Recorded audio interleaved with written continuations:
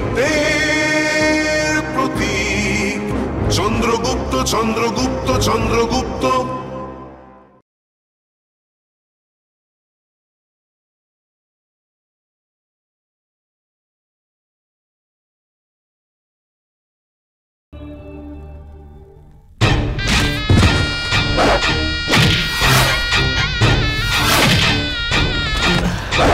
ছাড়বে না তোমাকে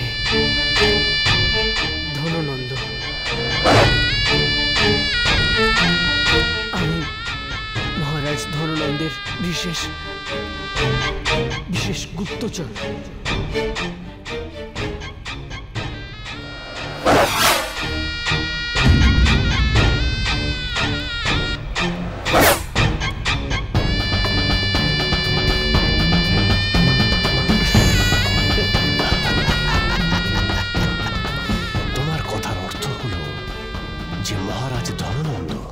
নিজের সৈন্য দলে বাচ্চাদের ভর্তি করা শুরু করে দিয়েছে, আর তোর মনে হয় তোর কথা আমি বিশ্বাস করব? হ্যাঁ,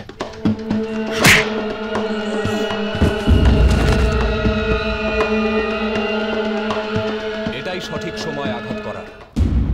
যে মুহূর্তে সে বলবে যে তুমি কি ভাবছো, আমি তোমার কথা বিশ্বাস করে নেব, ঠিক তখনই তুমি তোমার দ্বিতীয় পদক্ষেপ নেবে।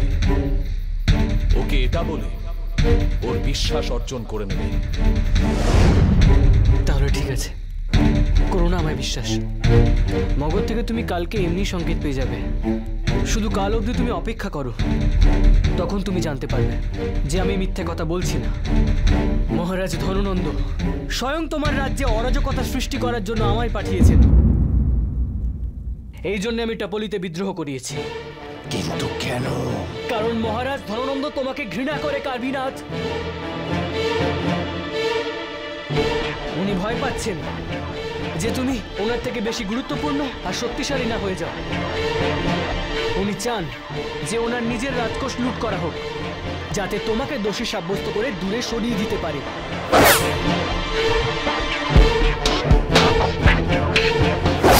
জনগণকে উত্তেজিত করার জন্য।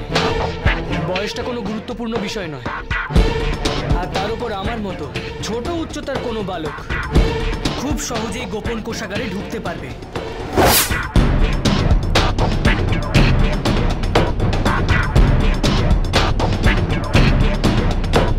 ছলনা,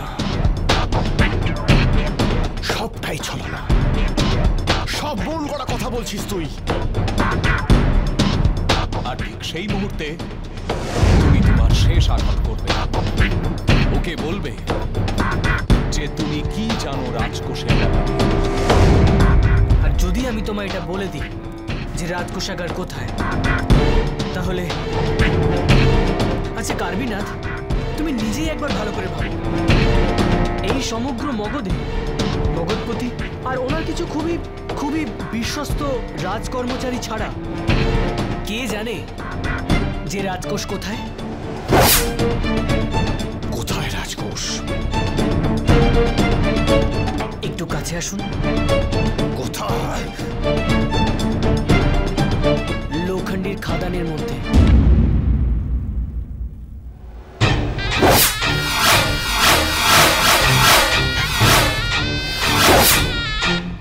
চল, যদি আমি তোর কথা মেনেও নি যে তুই মগধপতি ধননন্দের বিশ্বস্ত একজন গুপ্তচর, তাও তুই এই অনুমান কি করে করলি যে আমি তোকে হত্যা করব না?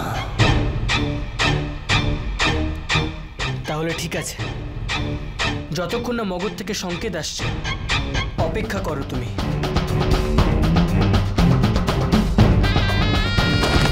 সৈনিকরা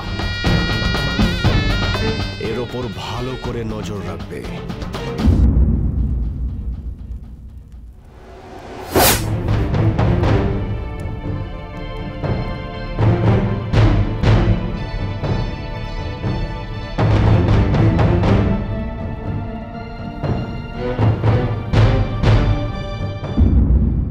বজ্রসেন, মগধ থেকে বিশেষ কোনো সংকেত পেলে? শ্রীমান, কিসের সংকেত? সেটা তো আমিও জানি না। তুমি একটা কাজ করো, এখন এই মুহূর্তে তোমার সবচেয়ে বিশ্বস্ত অশ্বারোহীকে মগধে পাঠাও, আর দেখো ওখানে কি ঘটছে। আজ্ঞে শ্রীমান।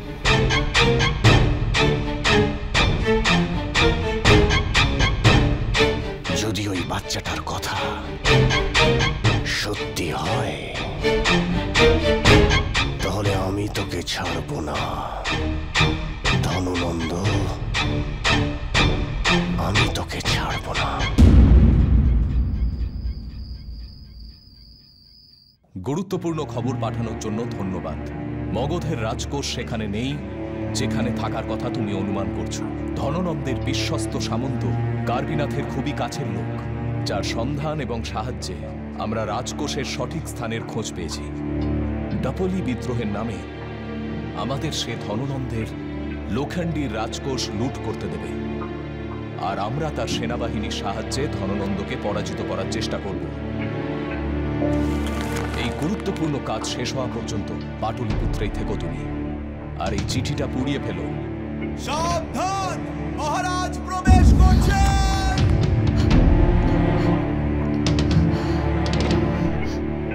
ত্রিগদা ত্রিগদা ত্রিগদা।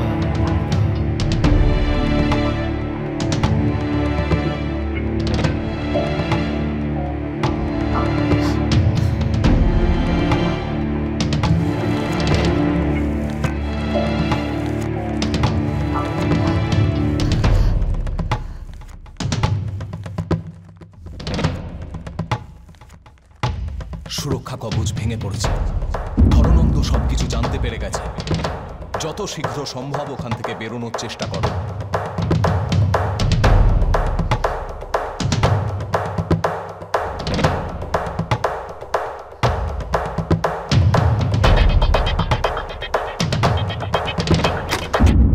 কি হচ্ছে চিত্ররূপা? ধা তেরে কেটে ধা, ধা তেরে কেটে ধা। এটার মধ্যে কি আছে? কিছু না মহারাজ, কিছু না তো। আমার নৃত্যগুরু বাড়িতে ফিরে এসেছেন, ওনার শরীরটা ভালো নেই, তাই ভাবছিলাম দেখা করব। এটা আমার। তোমার? ধা তেরে কেটে ধা। গুরু অসুস্থ থাকলে অবশ্যই তাকে দেখতে যাওয়া উচিত। তুমি চিন্তা করো না চিত্ররূপা। ত্রিগদা ত্রিগদা। তোমার যাওয়ার জন্য রাজকীয় রথের ব্যবস্থা আমি নিজেই করে দেব।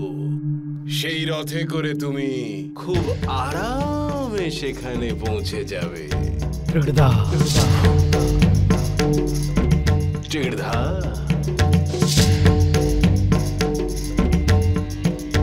এরকম মনে হচ্ছে যেন আমরা চন্দ্রগুপ্তকে সিংহের গুহায় ছেড়ে এসেছি।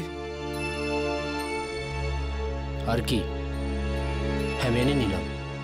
যদি কিছু ভুলভাল হয়ে যায়, একটা ছোট ভুল চন্দ্রগুপ্তের প্রাণ নিতে পারে। সমস্ত পরিকল্পনা ব্যর্থ। যে কোনো জায়গায় যে কোনো রকমের ত্রুটি থেকেই যেতে পারে। এটাই তো আমি বলছি, এত পাকাপোক্ত পরিকল্পনা যদি কোথাও একটু ভুল ত্রুটি হয় তাহলে সমস্ত পরিকল্পনা ভেস্তে যাবে।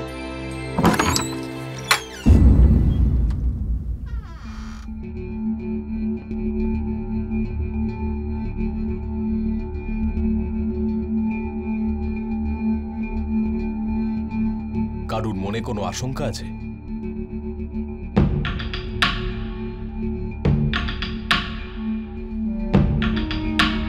আচার্য, আমরা সবাই ভাবছিলাম যে এইবারে খুব বড় বিপদ ডেকে এনেছি আমরা।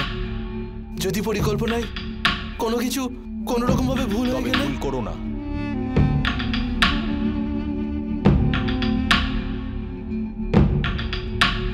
সেটা তো ঠিক আছে আচার্য, কিন্তু চন্দ্রগুপ্তের প্রাণ সংশয় রয়েছে।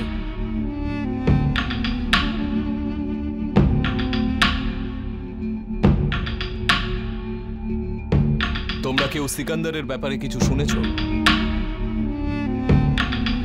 আমি শুনেছি আচার্য। আচার্য, আমিও পার্সিয়ার ব্যবসায়ীদের কাছ থেকে ওর ব্যাপারে শুনেছি। ওরা সবাই বলছিল যে সিকান্দার সমগ্র পার্সিয়াকে পুড়িয়ে ছাই করে দিয়েছে।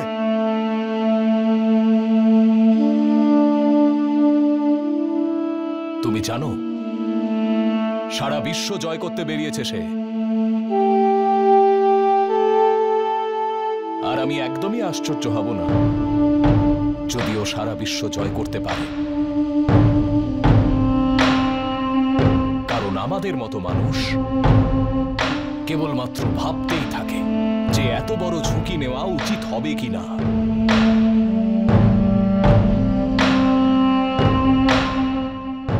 এ সময় ওর মতো একজন রাজা যে সব সময় ঝুঁকি নিতে প্রস্তুত ক্রমশ এগোতে থাকবে, জয় করতে থাকবে একটার পর একটা দেশ। ও আমাদের দেশের দিকে এগোচ্ছে, সিন্ধু নদের কাছে পৌঁছে গেছে।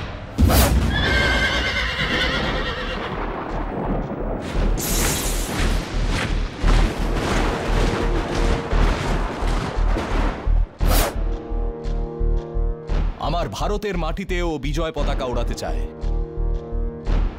আর সেটাও করেও ফেলবে। আর আমরা কি করছি? একজন সামান্য অত্যাচারী সামন্তের বিরুদ্ধে কিছু করার আগেও 10 বার ভাবছি। আমি সকলের কাছ থেকে ইতিবাচক চিন্তা চাই। পরিকল্পনা যদি স্বপ্নের মতো মনে হয় তবুও তার উপর বিশ্বাস করো আর সেটাকে সত্যি করে তোলো। যে কোনো বড় কাজের আগে সেটা নিয়ে স্বপ্ন দেখতে হয় আর তারপর সেটাকে বাস্তবায়িত করতে হয়। কেবলমাত্র ইচ্ছা শক্তি, এটাই একমাত্র মূল মন্ত্র যে কোনো সাফল্যের পেছনে। ইচ্ছা করো, দৃঢ়তার সঙ্গে যাও আর তারপর তার জন্য প্রাণ দিয়ে দাও, তাহলে এক সময় তুমি জয়লাভ করবে।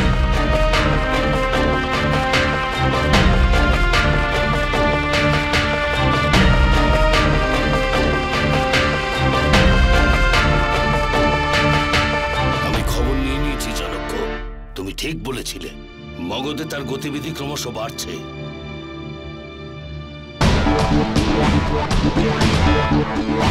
আর শুনেছি যে আমার তো রাক্ষস নিজের বিশেষ সৈন্যদল নিয়ে লোখণ্ডীতে আসছে। আমাদের পরিকল্পনা অনুযায়ী সবকিছু ঘটছে। চন্দ্রগুপ্ত নিজের দায়িত্ব পালনে সফল হলেই আমি যা ভেবেছি তা হবে।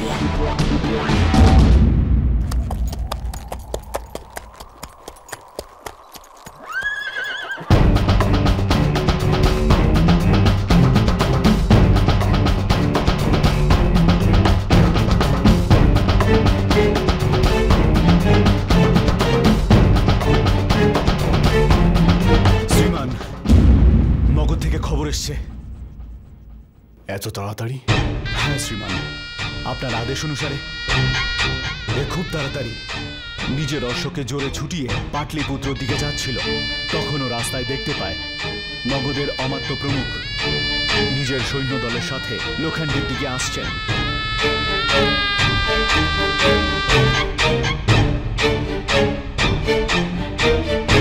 অমাত্য রাক্ষস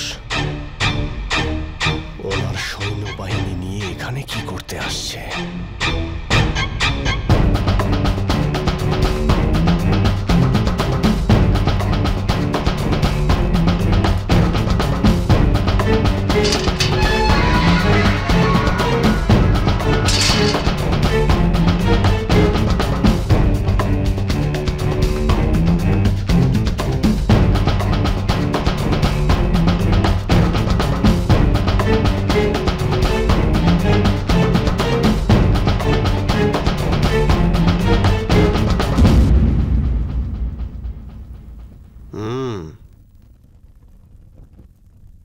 তাহলে বলো, তোমার ঠিক কি পরিকল্পনা?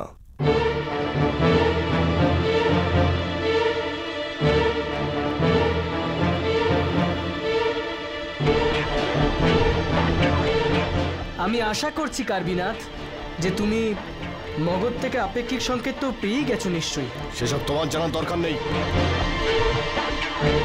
তুমি এটা বলো যে তোমার কি পরিকল্পনা।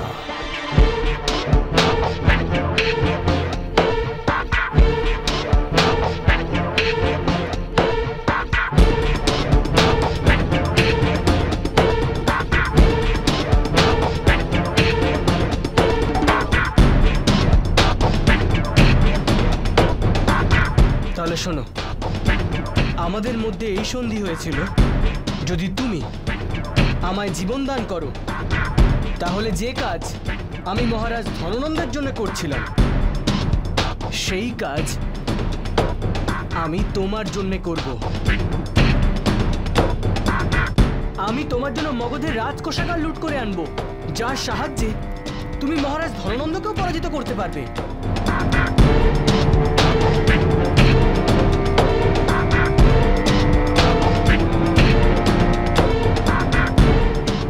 ভালো, খুব ভালো।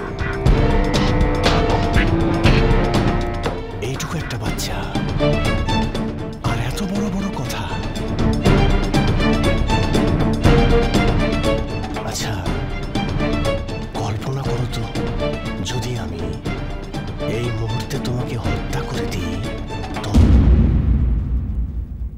আর এরপর যদি আমি নিজে গিয়ে রাজকোষ লুট করি? অবশ্যই, অবশ্যই কার্বিনাথ, কেন নয়? এমনিতেও বীরেদের জীবনে অসম্ভব বলে কোনো শব্দই হয় না, কিন্তু তোমার সামনে এই সমস্যা আসবে যে তোমার এই কাজের জন্য আমার মতোই একজন প্রশিক্ষক বালক এবং বামনদের দলের প্রয়োজন হবে,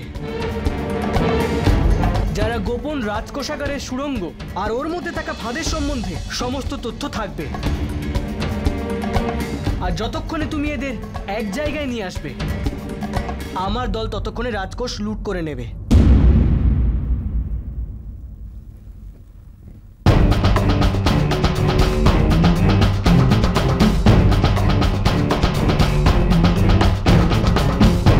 তোমার কোনো দলও আছে নাকি? কার্বিনাথ, তুমি কি মহারাজ ধননন্দকে মূর্খ ভেবেছ?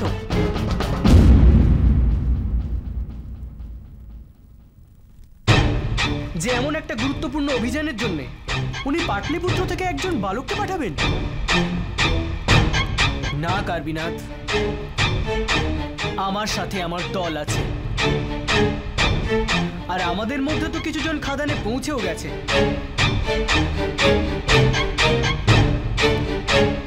আর তোমায় শুধু এটুকুই বলবো, যদি তোমার সিদ্ধান্ত নেওয়ার আগে আমার দল ওই রাজকোষ লুট করে নেয়, তাহলে তুমি নিশ্চিতভাবে নিজের জালেই জড়িয়ে পড়বে।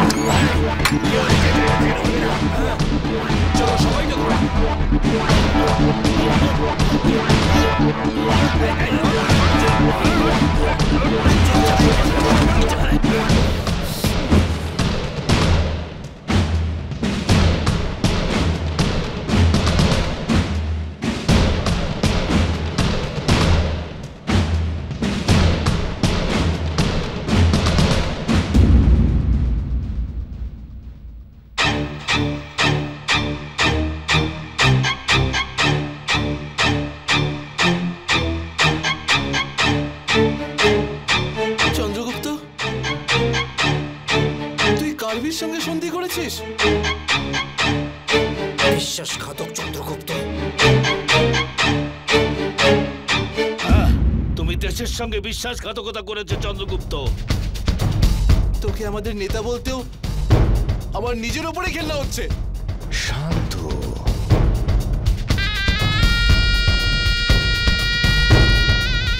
শান্ত হও বাচ্চারা। শোনো, তোমার বন্ধুদের কি সত্যটা নিজেই বলবে নাকি তার জন্য আবার আমাকেও কষ্ট দেবে?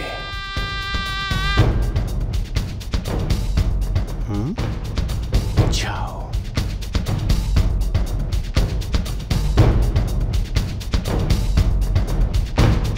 যাও না।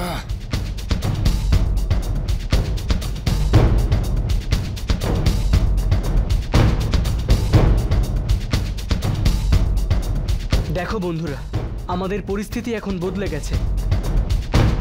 ও আমাদের পরিকল্পনার সম্বন্ধে সব জেনে গেছে।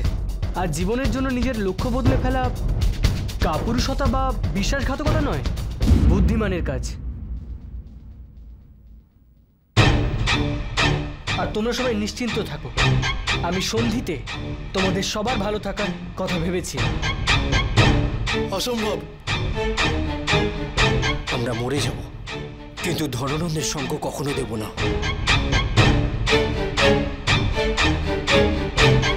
কার্ভিনাথের তো যা হওয়ার তাই হবে, কিন্তু বিশ্বাসঘাতকতা করার পরে মহারাজ ধননন্দ আমাদের মধ্যে কাউকে বাঁচিয়ে রাখবে না। আর তোমার তো মৃত্যু নিশ্চিত হয়েই আছে। শান্ত শান্ত হও তোমরা। আমার তো এটা মনে হচ্ছে যে তোমাদের এই মধুর বার্তালাপের জন্য এই জায়গাটা একেবারেই ঠিক নয়। সৈনিকরা, এদের সবাইকে বন্দি করে আমাদের কারাগারে ঢুকিয়ে দাও। যাও।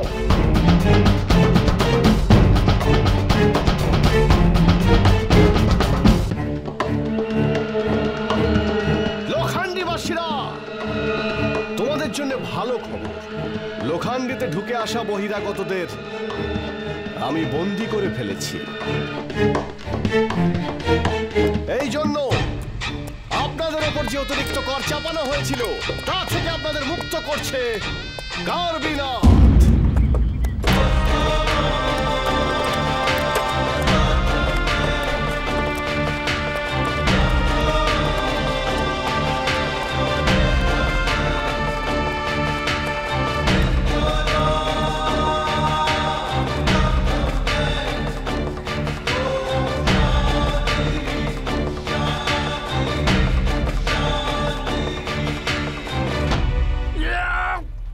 আজ আমি তোর মাথা ফাটিয়ে দেবো চন্দ্রগুপ্ত। তুমি আমাদের সমস্ত গুপ্ত পরিকল্পনা ভেস্তে দিয়েছো। এবার দেখ আমি তোর কি অবস্থা করে ছাড়িও। হ্যাঁ, তুমি বিশ্বাসঘাতক। এই নাও। বন্ধুরা, তোমরা সবাই আমার কথা বোঝার চেষ্টা করো।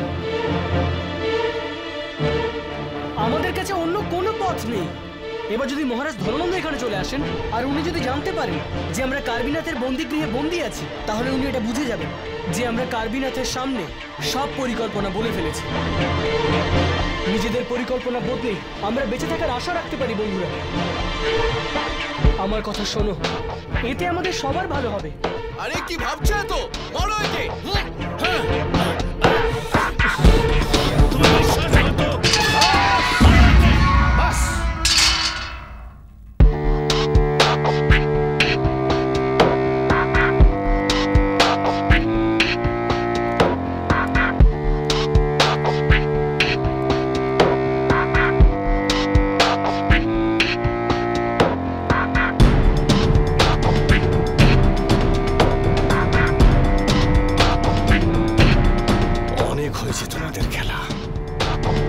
আমার মনে হচ্ছে না যে ওরা এসব মেনে নেবে। আপনি মেরে দিন ওদের সবাইকে। আপনার কাজ তো আমি একাই করতে পারবো।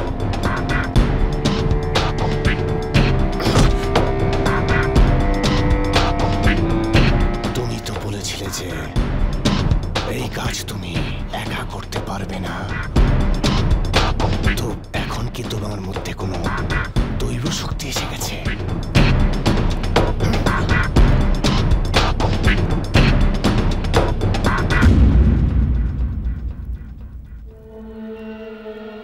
তোমাদের কি মনে হয় যে কার্ভিনাথকে বোকা বানানো এতটাই সহজ কাজ? হ্যাঁ,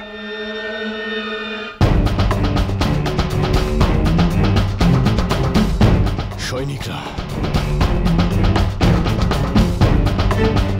এদের সবাইকে নিয়ে গিয়ে মেরে ফেলো।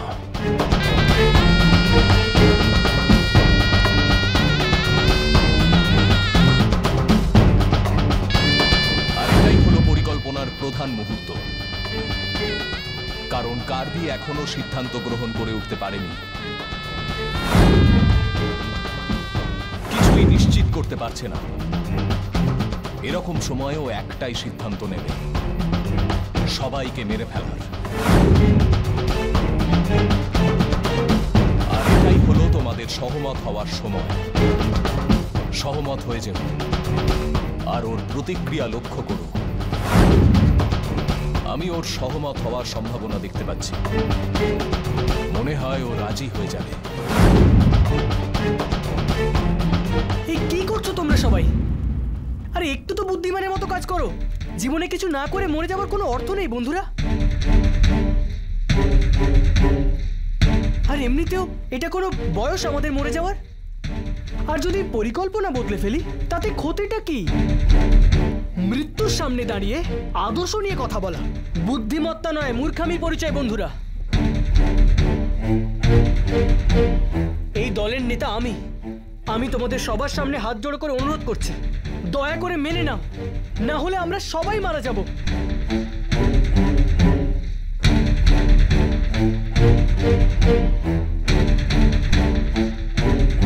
তোমরা কি আমার সাথে আছো?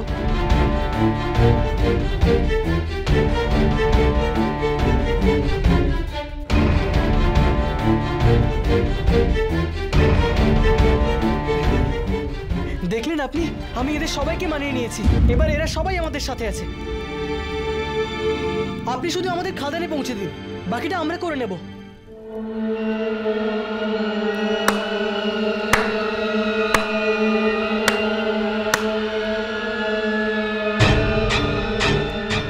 নাটক শেষ হয়ে গেছে।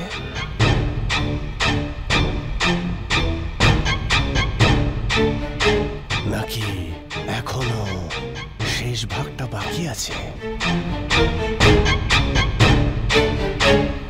কিন্তু বাচ্চারা, অভিনয় তো তোমরা সবাই খুব ভালো করো, কিন্তু একটা ছোট্ট ভুল হয়ে গেছে।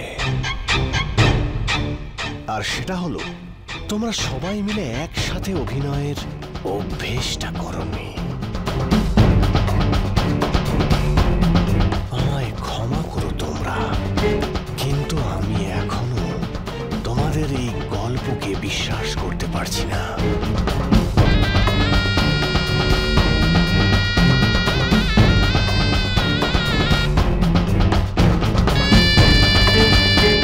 সৈনিকরা,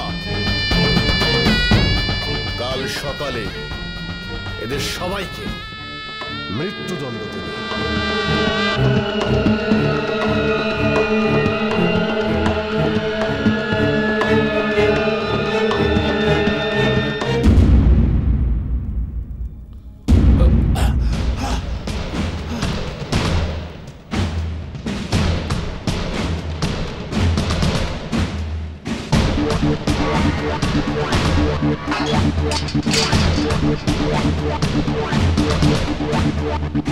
এবার আমরা কি করব? হ্যাঁ চন্দ্রগুপ্ত, বলো আচার্যর পরিকল্পনা অনুযায়ী আমাদের এখন কি করা উচিত? হ্যাঁ, আমরা মেনে নেবার পরেও আমাদের মৃত্যুদণ্ড দিয়ে দিল। এবার আচার্যের পরিকল্পনায় আমাদের জন্য আর কোনো সংকেত অবশিষ্ট নেই।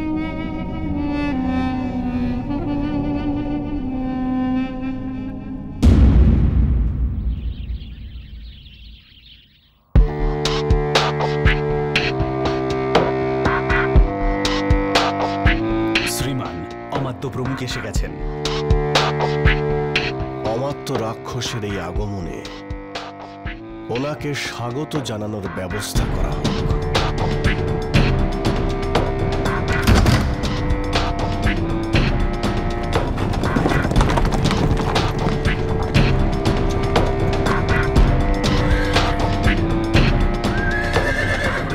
মহারাজ ধননন্দের আদেশ ছিল যে কার্বিনাথের সঙ্গে দেখা করার আগে আপনার কাছে এই সংবাদটা আমি পৌঁছে দিই।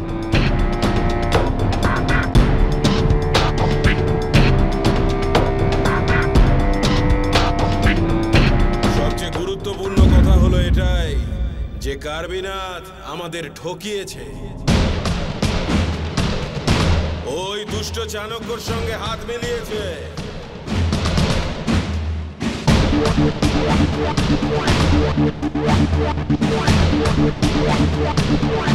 দুজনে মিলে খাবলি বিদ্রোহের বাহানা করে আমার রাজকোষ লুট করবার পরিকল্পনা করেছে। পরবর্তী নির্দেশ না পাওয়া পর্যন্ত তাড়াতাড়ি রাজকোষ নিজের দায়িত্বে নিয়ে নাও। চক্রধর, মগধরাজকে বলে দিও যেমনটা তিনি চাইছেন তেমনটাই হবে।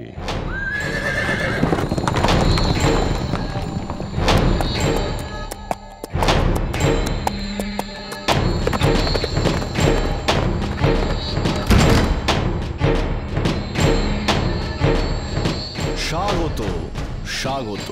অমাত্য প্রমুখকে লোখান্ডিতে স্বাগত জানাই। প্রণাম কার্বিনাথ। প্রণাম অমাত্য, আসুন। শাসন কেমন চলছে পাটলিপুত্রতে? যেমনটা চলা উচিত।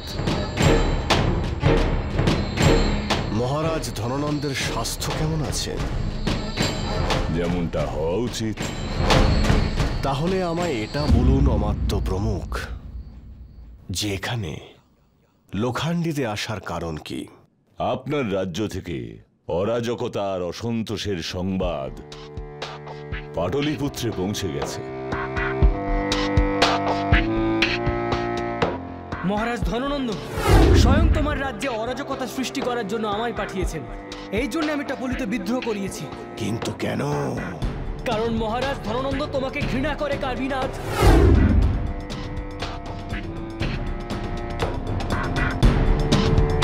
এটা ঠিক যে টাপুলিতে অরাজকতার পরিস্থিতি অবশ্যই তৈরি হয়েছে, কিন্তু আপনি নিশ্চিন্তে থাকুন অমাত্য। কার্বিনাথ যত শীঘ্র সম্ভব সেই সমস্ত বিদ্রোহীদের কারাগারে বন্দী করে ফেলবে। যে কার্বিনাথ আমাদের ঠকিয়েছে, ওই দুষ্ট চাণক্যর সঙ্গে হাত মিলিয়েছে। দুজনে মিলে খাবলি বিদ্রোহের বাহানা করে আমার রাজকোষ লুট করবার পরিকল্পনা করেছে।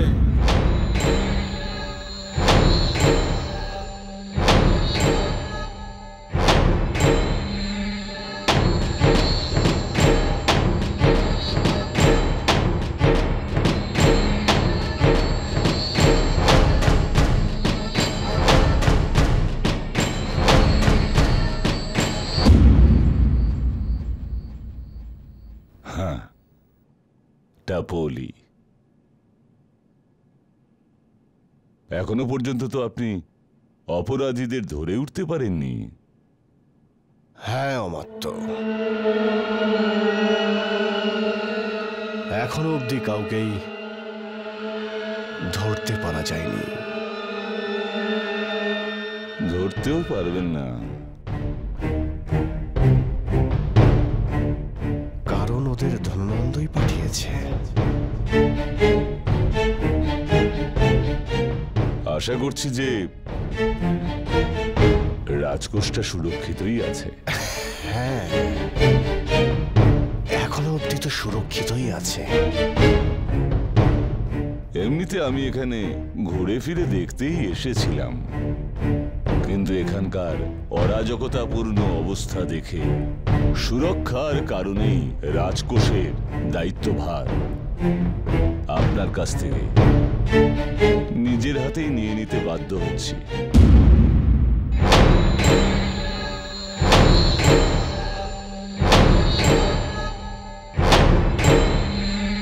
কি? কেন? মগধপতির কি ভরসা? এখন কার্বিনাথের ওপর থেকে কি উঠে গেছে? না, বিষয়টা ঠিক তেমন নয়, কিন্তু সুরক্ষার বিষয়ে অতিরিক্ত সতর্ক থাকাতে আপনার তো আপত্তি থাকা উচিত নয়। আপনার রাজ্যে অরাজকতা রয়েছে, অসন্তোষ রয়েছে, আর গুপ্তচরেরা ছড়িয়ে রয়েছে। তাই আপনার মঙ্গলের জন্যই আমরা ভেবেছি যে যতক্ষণ পরিস্থিতি স্বাভাবিক না হয়ে উঠছে ততক্ষণের জন্য রাজকোষের সুরক্ষার দায়িত্ব থেকে মুক্ত করা হলো আপনাকে।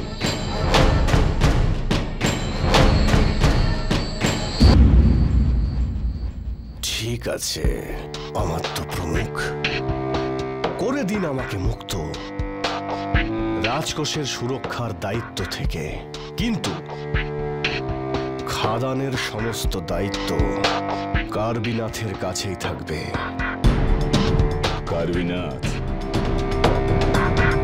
অধিকার আর শাসন নিয়ে কথা বলবার সময় আপনার এটা ভোলা উচিত নয় যে আপনি মগধের সামন্ত, রাজা নন আপনি। তাই এটাই উচিত কাজ হবে যে আপনি আপনার সৈন্যদের বলে ওখানকার অধিকার আমাদের উপর ছেড়ে দিন। ঠিক আছে অমাত্য প্রমুখ, তাহলে বাঁচান আপনার রাজকোষকে।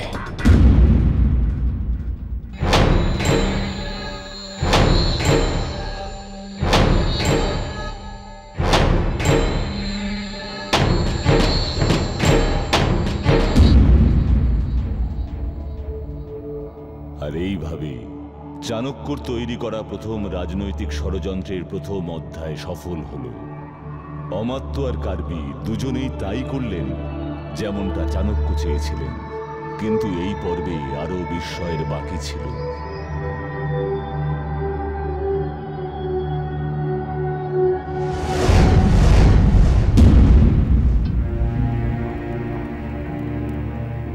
মূর্খ আমি, যে ব্রাহ্মণের কথা বিশ্বাস করেছিলাম। আমি তো ভেবেছিলাম ওনার মধ্যে শক্তি আছে, বুদ্ধি আছে, আর ওনার সাহায্যে আমিও প্রতিশোধ নিতে পারবো। কিন্তু এসব মিথ্যা। আর দেখো আমাদের কোথায় ফাঁসিয়ে দিয়েছে, মৃত্যুর মুখে ঠেলে দিয়েছে। আপনি আমার আচার্যের উপর বিশ্বাস রাখুন, উনি অবশ্যই কিছু না কিছু করবেন। চলো।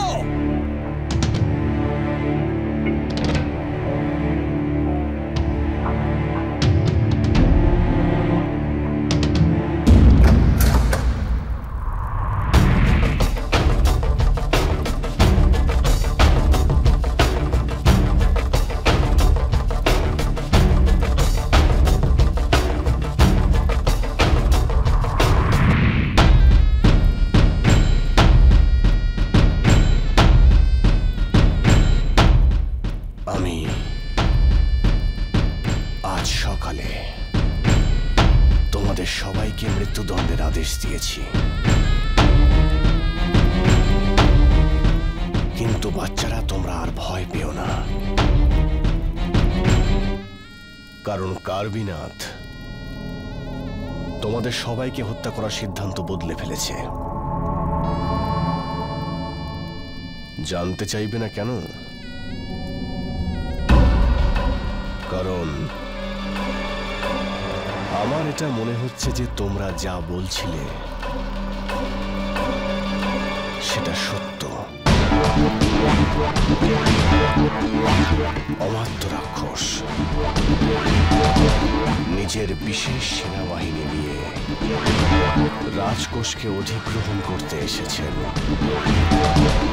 আপনার সমস্যা সমাপ্ত নয়, আরম্ভ হচ্ছে কার্বিনাথ।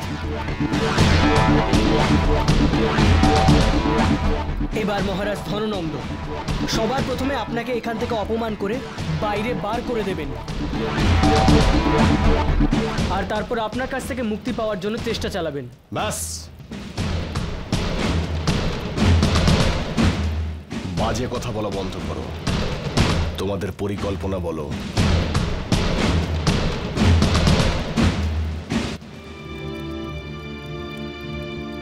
আমাদের পরিকল্পনা এই যে আপনি আমাদের বন্দি করে খাদানে পাঠাবেন, সেখানে আমরা রাজকোষাগার লুট করব, কিন্তু এইবার মহারাজ ধননন্দের জন্য নয়, আপনার জন্য। আর ওই ধন দিয়ে আপনি এতটাই শক্তিশালী হয়ে যাবেন যে মহারাজ ধননন্দ কখনো চাইলেও আপনার কোনো ক্ষতি করতে পারবেন না।